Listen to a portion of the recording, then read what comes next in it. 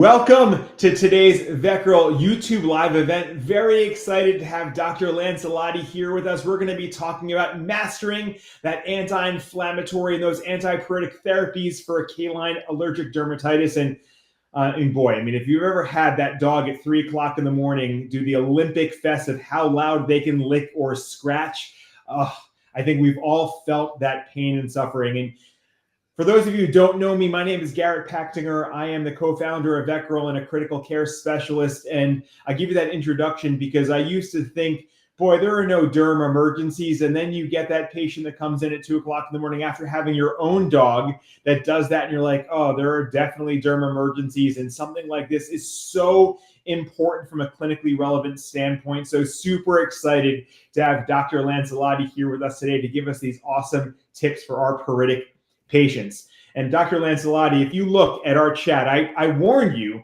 we have our stalwarts here that know what we're going to ask. So I'm going to look out my window and tell you that I am logging in from sunny, beautiful sunny, a little bit chilly Pennsylvania. Where are you logging in from? Good morning, everyone. I am logging in from sunny and a little bit crisp and chilly Los Angeles this morning. Now, when you say crisp and chilly, I mean, it's 50 here. What is it by you? It's like 65, so I'm definitely I've got some extra warm clothes on and getting myself, trying to stay toasty here. Love it, love it. And I think Justine may pop on later. She's out of the Minnesota area, and I think her crisp and chili would beat us both. But those of you, I joked with Dr. Lancellotti before because you're all doing it already. Please type in where you're logging in from. We have our friends, as I promised her, from Portugal. We're also seeing Maine. Your crisp and chili may be worse than mine. We have Quebec. We have California. Someone wrote chili in LA, question mark. So we have lots of people that are, listen, chili for you is chili, right? If you're used to the 90 degrees and it drops to 65, I totally get it. So if you love what's going on, please type in. We love seeing where you're logging in from around the country and around the world. So while we're doing our morning housekeeping, please go ahead and let us know where you're logging in from. So first of all, thank you so much to Elanco. They are an amazing educational partner of VETgirl, and it's with their generous support that we are able to provide this free race-approved CE lecture to the veterinary world. So thank you so much, both Dr. Lancellotti and Elanco, for being here with us today. Now, as I mentioned, race approved, how are you going to get your race CE certificate? Well, first off, number one, smartphone. You can use that QR code or you can type into your screen. And I'll put this into the chat screener later. This web address, tinyurl.com/VG 111224, and that'll bring up the same form. We are going to keep this form open until 30 minutes after the end of the session. So if you're on the East Coast with me, it'll be open until 1 p.m. Eastern. On the West Coast, it is 9 a.m. now, and so it'll end approximately 9:30. We'll keep it open till 10 a.m. on the West Coast. So 30 minutes after the end of the session, and I'll remind you at the end of the session how to get your CE, but please go ahead and fill out this form so we can go ahead and give you CE credit. Because this is on YouTube, we know sometimes the YouTube screen can be a little bit smaller. If you click that bottom right broken arrow, so we broken box, it'll make the YouTube the entire screen of whatever browser or device, for example, your fun iPhone, it'll make that as big as possible for you. And very quickly, before we get into the meat and potatoes of our lecture today, we're going to be talking about what VETgirl has to offer. We are the multimedia way to get your CE. So whether you're watching our webinars, our YouTube lives like today, our rounds, our listening to our podcasts, our videos, taking our certificate programs, we have content of all disciplines and for all professionals within your organization. Veterinarians, our technician nurses, assistants, practice managers, office managers, etc. It's a great way to learn together to elevate the quality of care within your practice, really at a very cost-effective price. So whether you're signing up as an individual or as a team, it's a great way to get CE. And lastly, if you've been to any of our VETgirl U conferences before, it's an experience like no other. This year, it's going to be a rootin' tootin' fun music time in Nashville. If you've not been to Nashville, I've had the fortune now of going a couple of times, not only to hang, but to scout this location.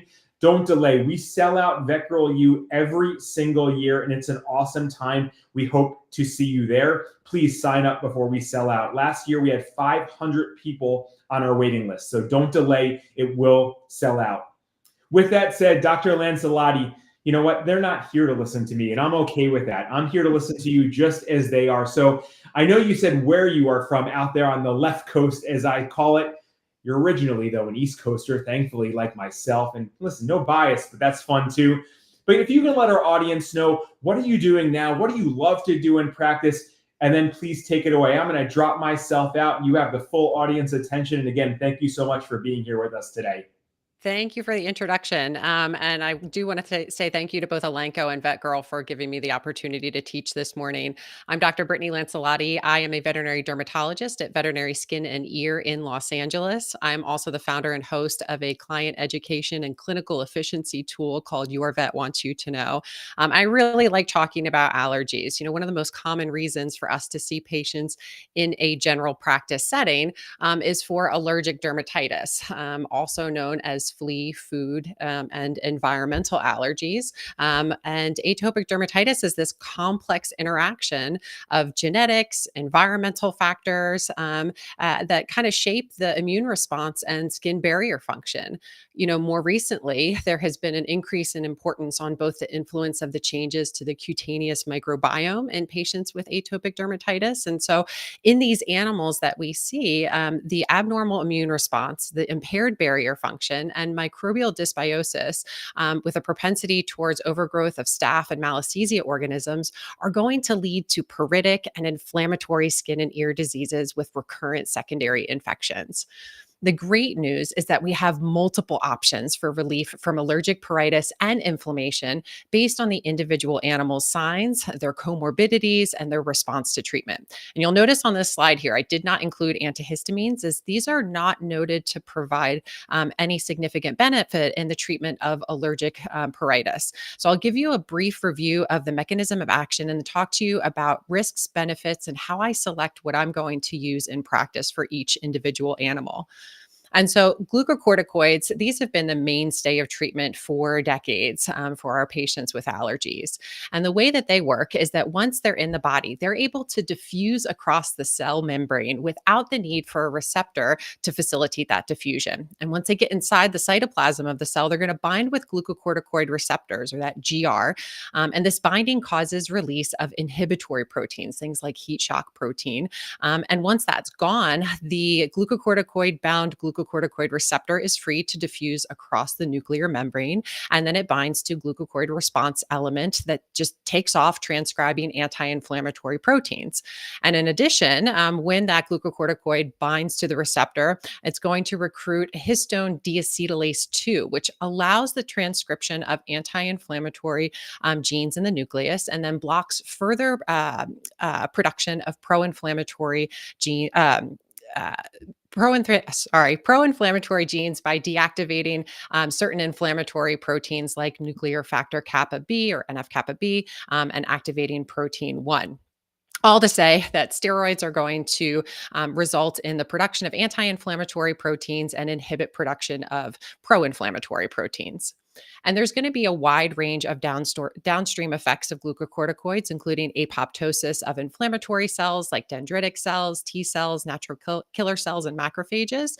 And then there's decreased antibody production by B cells and decrease in phagocytosis by those phagocytic cells. And so glucocorticoids are really helpful because they're going to decrease both itch and inflammation associated with allergic dermatitis. And there are a number of ways that we can use these medications, with variable tapering oral steroids, injectable dosing, which we use for acute treatment only, not for chronic management of allergies. And there's a lot of different topical options, both for the skin and for the ears. They work very quickly. They're effective against edema. So these really inflamed patients that are swollen in their ear canals and their paws will get significant benefit from steroids. They're inexpensive, and they've got a number of different routes of administration that we can select from. But we've got side effects that we need to consider, both short-term and long-term. And we're going to see a lot more frequent changes when we're monitoring response to treatment, when we're doing things like CBC, chemistry, urinalysis. Steroids are also going to interfere with things like skin testing for allergies, as well as hormonal testing if we're worried about potentially an endocrinopathy affecting our patient. So, something to keep in mind when we're using these therapies in our patients. And so when I am going to be selecting a glucocorticoid, I'm going to ask myself a number of questions when I'm considering which I want to use in a patient. Is the patient significantly inflamed? Do they have interdigital furuncles or chronic proliferative otitis externa? Do they have severe discomfort where I'm going to need to rapidly relieve that discomfort? Is their quality of life affected? Are they traumatizing themselves? Do they have really severe secondary infections because that skin barrier is so inflamed? And typically, I want to use these short term only. If they've got severe flea exposure, where they've got a severe pyotraumatic dermatitis, I'm starting a diet trial where maybe I don't need to use steroids on a long term basis, or if they've got seasonal atopic dermatitis and I only need to use steroids for a short window. And then I also want to make sure that there are no contraindications. Do they have hepatic, renal, or cardiac dysfunction that I need to keep in mind about? Or do they have a concurrent endocrinopathy like hypothyroidism, Cushing's syndrome, or diabetes? And then I check in with the owner. How did your dog do last time it was on steroids? Do I need to change my dosing as a result of that? Cyclosporin is our next therapy that is really helpful in the control of inflammation. And I think if you are going to be really good at managing allergies in dogs and cats, this is a therapy you need to get comfortable with being able to use. So cyclosporin is a potent inhibitor of cell-mediated immunity and some humoral immunity as well. And to understand how it works, we have to look at how MHC2 antibody antigen complexes are going to stimulate inflammation. And so these NFAT proteins are usually inactivated within the cytoplasm of T lymphocytes. But when MHC2 antibody antigen complexes are presented to T cell receptors, intracellular calcium increases, which activates calcineurin, and that leads to dephosphorylation of NFAT. And so that activated NFAT is going to translocate into the nucleus and bind to cytokine gene enhancer regions that trigger transcription of many pro-inflammatory cytokines, including, most importantly, IL-2, which is essential for T cell proliferation. Now, cyclosporin blocks this process by preventing the translocation of NFAT into the cytoplasm through inhibition of calcineurin once cyclosporin binds to intracytoplasmic cyclophilin. And there are several other inhibitory pathways that cyclosporin acts on as well, all of which result in a number of actions, including depression of induction and proliferation of cytotoxic T cells, as well as decreased antibody production by helper T cell dependent B cells, proliferation of activated T cells, and activation of mononuclear phagocytes and helper T cells. So for cyclosporin, there's a number of different medications out there, including Atopica, which has been out for about 20 years now. And these are going to be indicated in the control of atopic dermatitis in dogs weighing at least 4 pounds. And they can be given as either capsules or liquid once a day for 30 days, and then tapered to the lowest effective dose and frequency once the animal is in remission. It does take about 30 days or more to start to see significant improvement from this medication. Don't expect rapid response. But we can combine this with glucocorticoids at the start of therapy so that we've got something rapid acting to address the inflammation, and then be able to have a steroid sparing therapy control that inflammation on a longer term basis. And we could taper this to the lowest effective dose and frequency. So some animals only need it 2 days a week. Some animals need it every other day. But there are some drawbacks, and a lot of these are on the important safety information slide as well. So things like gastrointestinal upset can occur. I usually try and taper my dose up over the first 2 weeks to give the animal time to adjust. And then we need to consider if an animal has a history of neoplasia, or if they're on other medications that might affect the cytochrome P450 enzyme system in the liver that could change the metabolism of this drug. So things like ketoconazole, phenobarbital, those are all really important for us to be aware of when we're prescribing this particular medication. Just like when I am selecting steroids, I'm going to ask myself some questions if I'm going to select cyclosporin. Does this animal have significant inflammation where I need to bring down things like interdigital furuncles or open up chronic proliferative ear canals? Are they very steroid sensitive where I need to find a steroid sparing therapy that has similar anti-inflammatory action? Do they have iatrogenic or naturally occurring Cushing's syndrome? Do I need to salvage end-stage ear disease? Before you send animals for a total ear canal ablation, consider cyclosporin to open up those ears. Is there a long-term need for an anti-inflammatory, like an animal who has non-seasonal allergic dermatitis? Are they food allergic, but the owner just can't get a diet trial done for whatever reason? No judgment.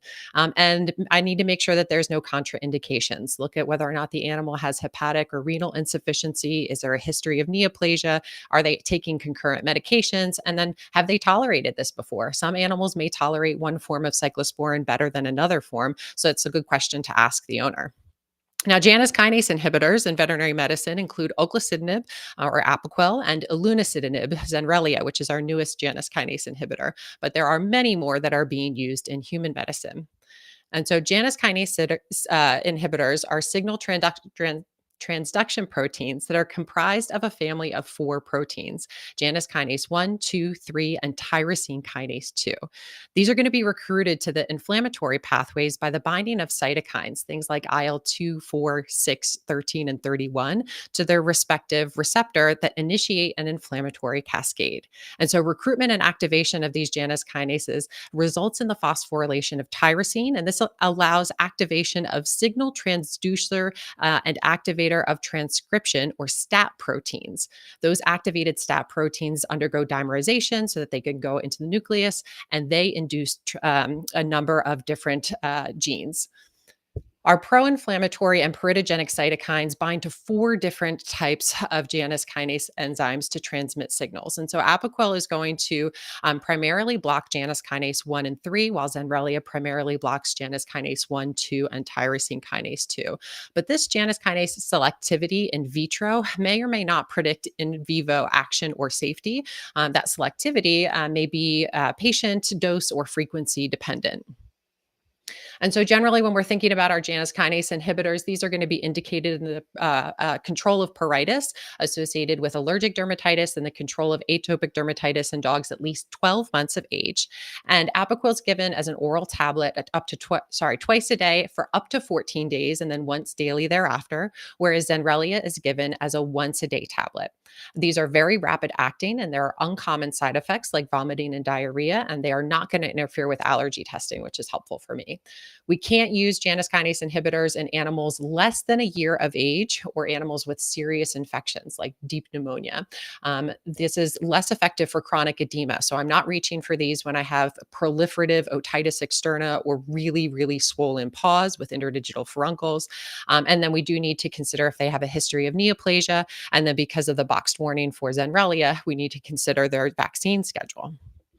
So here's the important safety information for you to be aware of. And that boxed warning does say that based on the results of the vaccine response study, dogs receiving Zenrelia are at risk of fatal vaccine-induced disease and inadequate immune response to vaccine.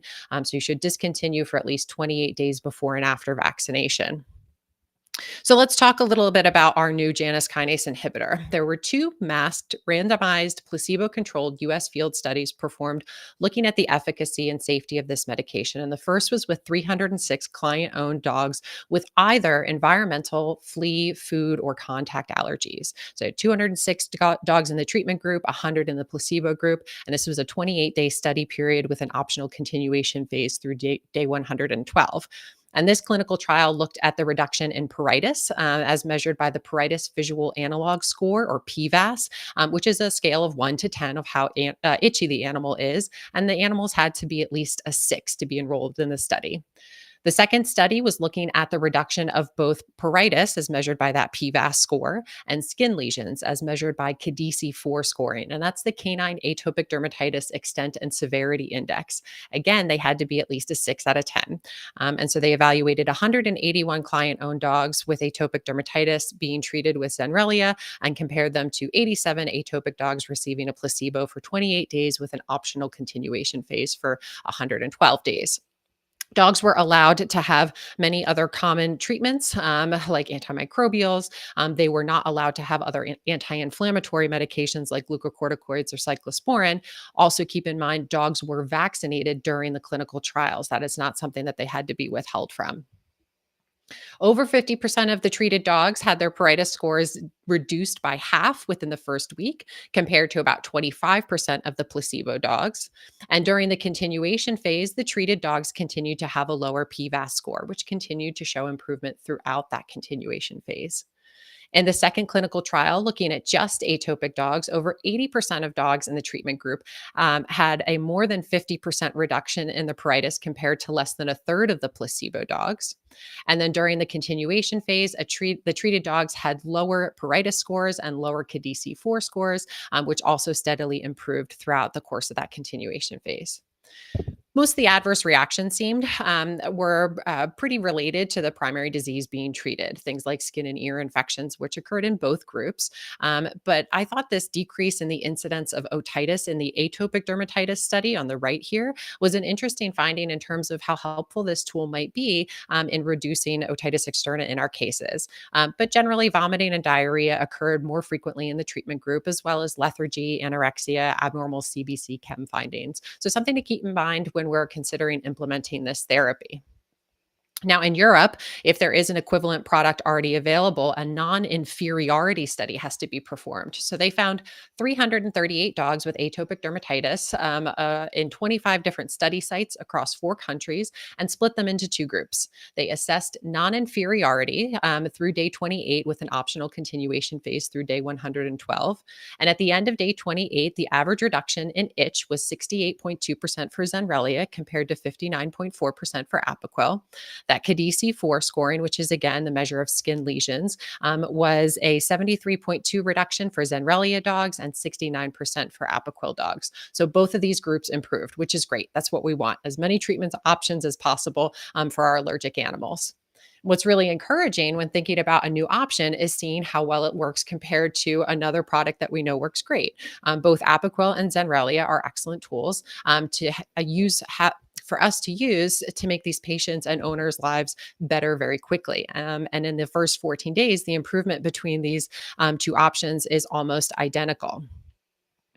After 14 days, we do see a slight increase in the pruritus of the dogs receiving Apoquel when the dosing is dropped to once daily, while the Zenrelia group continued to have reduction to the end of the study and into the continuation phase, which we have to interpret with a little caution because this was an optional continuation phase.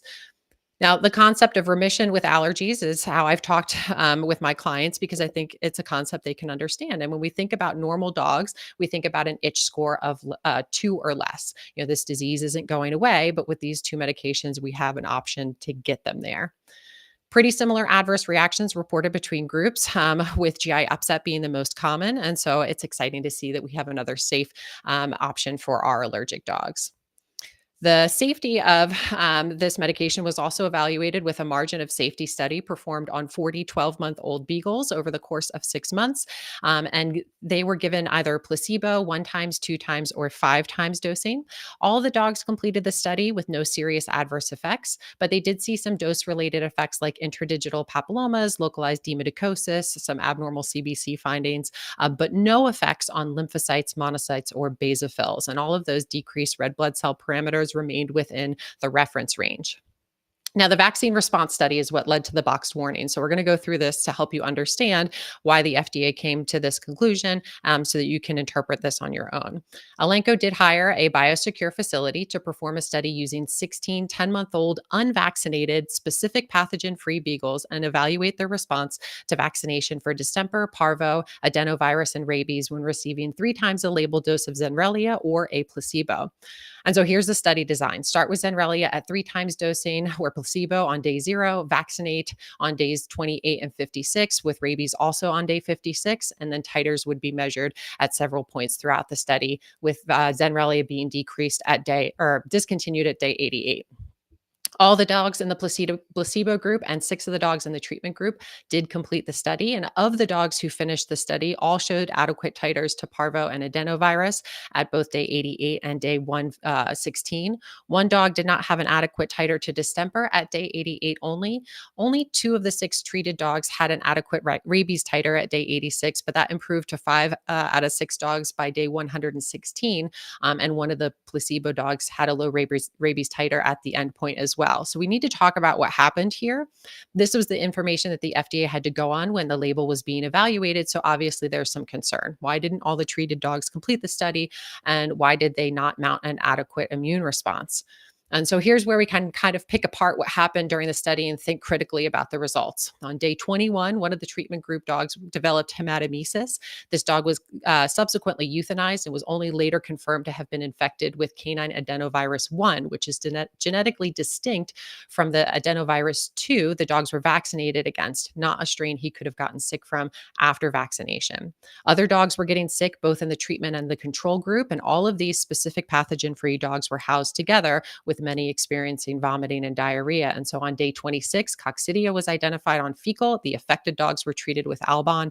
2 days later, regardless of the severity of the GI disease they were experiencing, they were vaccinated. And then 3 weeks later, when they hadn't improved, Panazerol was administered, and many of the dogs still weren't feeling well. So they did push back the second round of vaccines to day 60, but then still measured the titers at all the remaining endpoints. Unfortunately, 2 of the dogs in the treatment group had to be humanely euthanized due to poor quality of life, with one experiencing severe hepatitis and the other experiencing an intussusception from coccidiosis.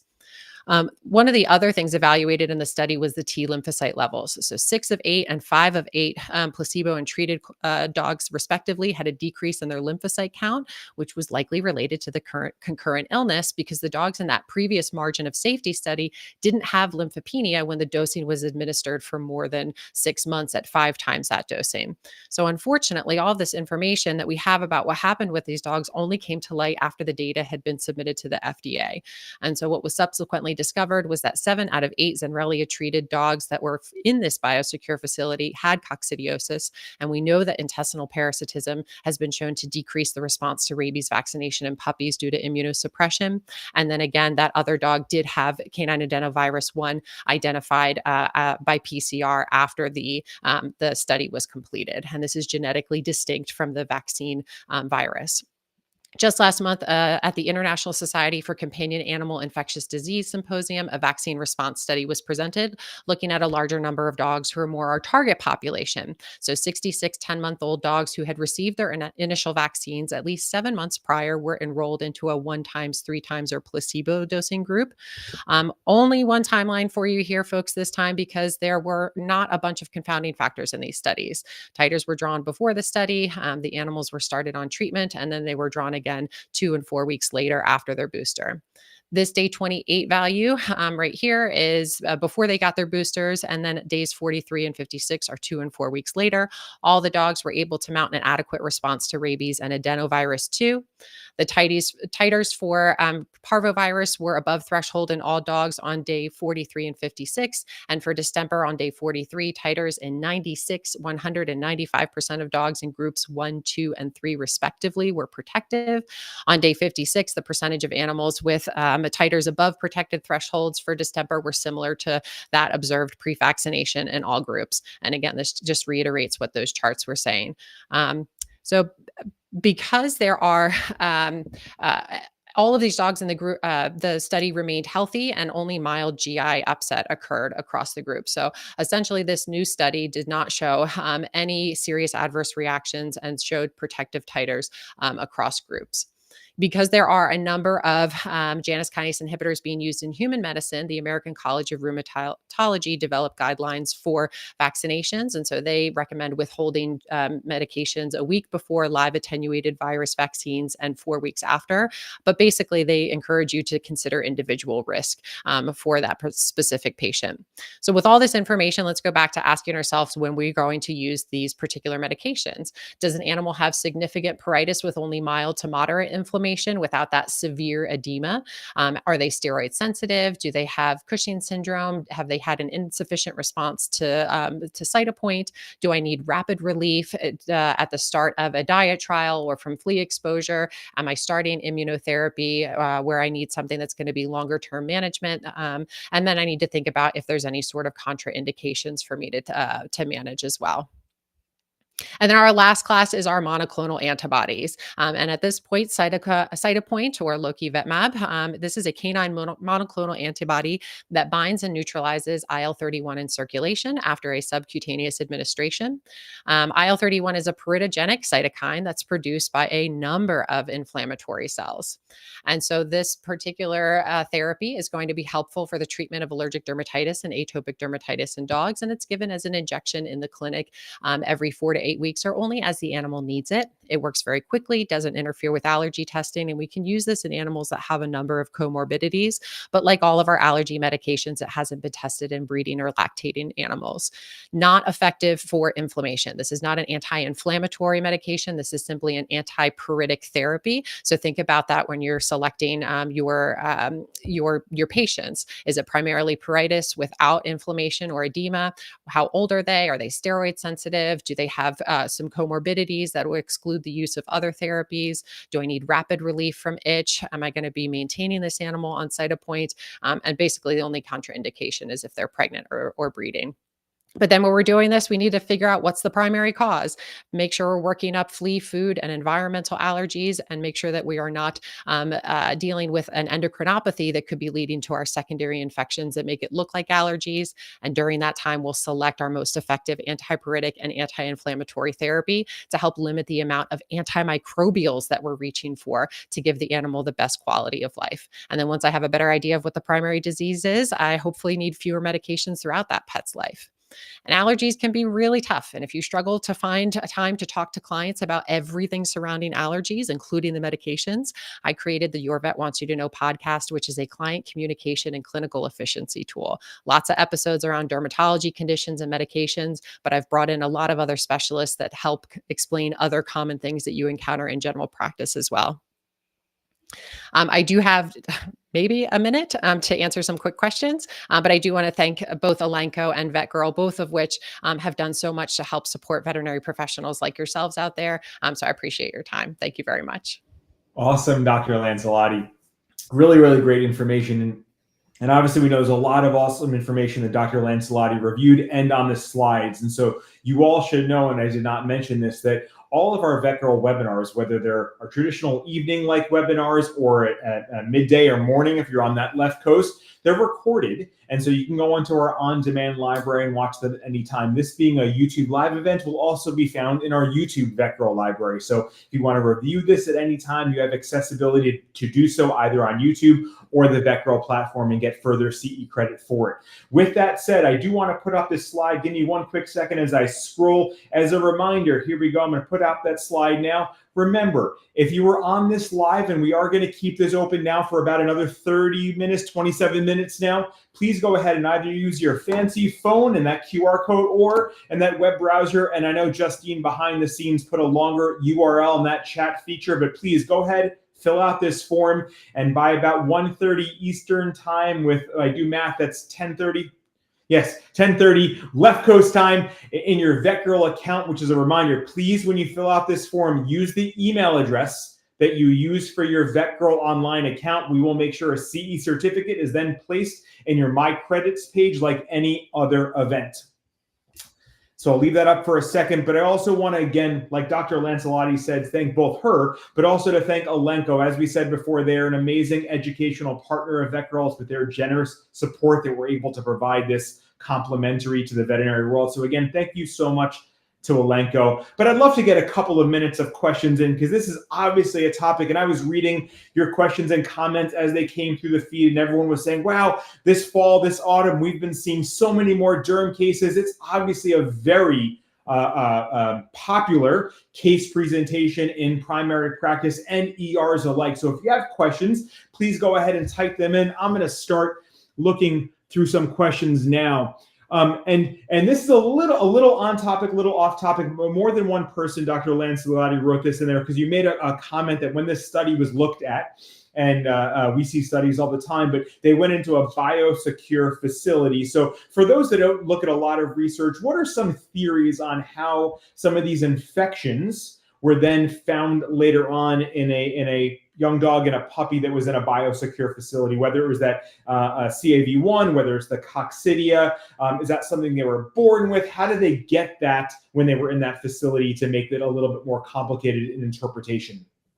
Yeah, I think that's tough for me to speculate on in terms of how those diseases got into the facility, but it is a testament to just how contagious they are once they are in there. All of these puppies were housed together, so it was very likely that they were passing these infectious organisms back and forth between each other.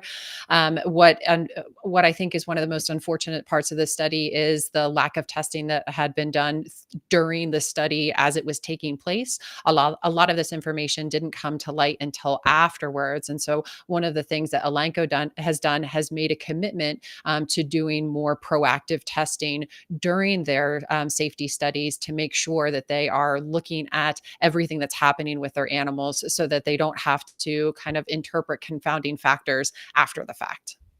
Excellent. Thank you. And another great question that came through, I don't remember this being as prominent. I'm going to date myself a little bit. I graduated veterinary school in 2005. I don't remember this, but I've now heard over the years many, many times as we're in practice when we used to say, oh, they're itching, just take a diphenhydramine or Benadryl to some of us, or a Claritin. But you mentioned, and I've heard this from many other dermatologists, yeah, antihistamines just really, really aren't effective. So knowing that, Allison asked, if you don't use it for dermatitis, do you use them for anything? Or are they like, that pendulum swinging there completely fallen out of favor and they should stay on the shelves for people and we have better options? Or are you using them at all these days? Yeah, that's a great question. And so, for allergic pruritus, for itch associated with allergies, antihistamines have been shown to have very limited benefit, primarily in our dog patients, maybe a little bit more in our cat patients, but we don't have nearly as much data in our cat patients.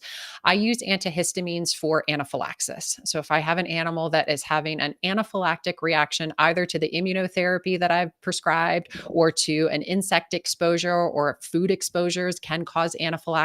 I mean, true hives with gastrointestinal signs as well. These animals will definitely benefit from antihistamine use. I also use them prophylactically for my patients who have had an anaphylactic reaction to bee or wasp exposure. And so when I'm working on desensitizing them to those bees and wasps, I will have them on antihistamines on a daily basis just in case they get stung. But in terms of reducing itch, this is going to be minimally beneficial. And so I wouldn't recommend it because you're going to lose your owner's trust if you make that recommendation and it's not working. So now you're talking things that I I know. like. There's allergic reactions. I knew you'd like that. Yeah, that's where my ears perked up. I'm like, oh.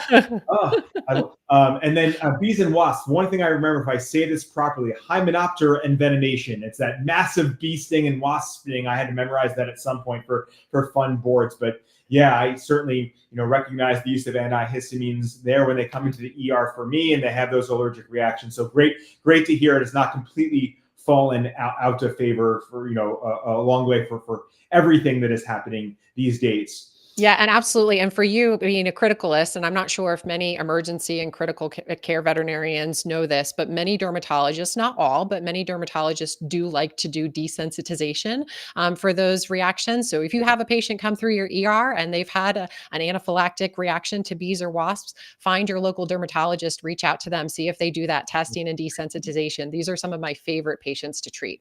Great point. Great point. And then I'm going to pull up one final question that I thought was a good one. Oh, I have to scroll through and see it. Okay. Here we go. Pulling it up right now. So we talked about a lot of different drug options. We had our glucocorticoids, we had our cyclosporin, but then we talked about some other immunotherapy, newer options. How do you manage the combination of the two? So let's say you were using, you had started prednisone or prednisolone and you were using some type of cyclosporin type drug. And then you said, we're going to do Cytopoint or something else, the drugs that you mentioned, to use them both? Is there a weaning period? How do you manage that in general? Obviously, every case is different, but the complexity of now multiple drugs and some of these newer drugs that we're mentioning. Yeah, that's a great question. And so this is definitely an it depends situation. So when I'm starting immunotherapy, I warn owners this is going to take a minimum of 6 to 12 months before we really see significant benefit in terms of reducing itch, inflammation, and secondary infections. But the goal is to reduce the medication scores that the animal needs to stay in remission. And so usually for the first 3 months or so, depending on the animal's severity or their seasonality, I'll be using some type of anti-inflammatory or antipruritic tool tool to keep them comfortable and manage their symptoms while we're getting started. I have early responders that start to show improvement in those first 3 months, but typically we're going to manage their expectations and say, all right, at least 6 months, we're going to be on, Cytopoint injections or Atopica or something to keep the animal comfortable so that we're not continually reaching for antibiotics and antifungal medications. Once I see that they're much more easier managed and we're dealing with fewer breakouts or flares, then I'll start to pull back on my medications. And many times my owners have tools in their allergy toolbox at home that they can reach for flares. And I'd like to get them to a point where we don't have to use our symptomatic antipuritic and anti-inflammatory therapies at all. But some animals just have a reduction in their medication score without being able to come off of those medications. So every animal is going to be a little bit different. And that's why recheck exams, particularly during that first year when starting immunotherapy, are so important so that you can evaluate response to treatment and make your adjustments as the animal's primary disease is improving. Perfect. And I know I said last question, but one that I thought was really good just popped through. So I'm going to pull it up here because, listen, steroids are what they are. There's some confusion, even though they've been around for a long time. Do you have a preference on the glucocorticoid that you choose? Obviously, there's prednisone, there's prednisolone, there's dexamethasone. Obviously, personal preference there's going to be some bias, but can you provide us what you use and maybe why you would consider it over another? Sure. So for dogs, I primarily use prednisone or prednisolone. I also use triamcinolone, but it's a little bit more challenging for us to get it now. I do have to have that medication compounded.